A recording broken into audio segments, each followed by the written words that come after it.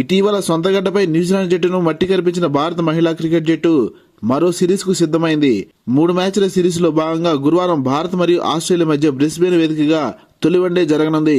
వచ్చే ఏడాది స్వదేశీలో వన్డే ప్రపంచ కప్ జరగనున్న నేపథ్యంలో ఈ సిరీస్ టీమిండియాకు కీలకం కానుండగా, మరోవైపు సొంత గడ్డపై ఆసీస్ జట్టు ఆధిపత్యం కొనసాగించాలని భావిస్తోంది. భారత జట్టుకు హర్మన్ప్రీత్ కౌర్ సారథ్యం వహిస్తుండగా స్మృతి మందన వైస్ కెప్టెన్ గా వ్యవహరించనుంది. ఫామ్ లేకపోతే ఇబ్బంది పడుతున్న యువ ఓపెనర్ షఫాలి వర్మను ఈ పర్యటనకు ఎంపిక చేయలేదు. జెమిమా రోడ్రిగ్స్, హర్లిన్ డియోల్, రిచా ఘోష్, దీప్తి శర్మతో జట్టు బలంగానే ఉన్నా వీరంతా కలిసికట్టుగా రాణించాల్సిన అవసరం ఉంటుంది.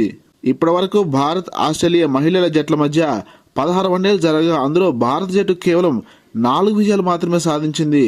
2021లో చివరిసారి ఆస్ట్రేలియాలో పర్యటించిన మన జట్టు 1-2తో సిరీస్ కోల్పోయింది.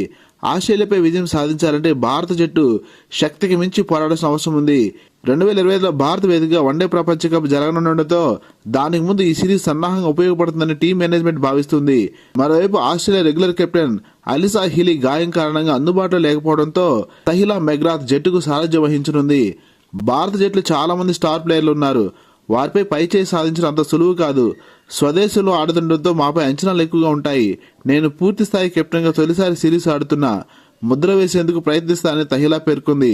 ఇటీవల టీ20 ప్రపంచ కప్ లో టీమిండియా పేలవ ప్రదర్శన కనపరచడంతో హర్మన్ ను కెప్టెన్ గా తప్పించాలని వాదనలు ఎక్కువైనా సరే మేనేజ్మెంట్ ఆమె సాధించపై నమ్మకం ఉంచింది.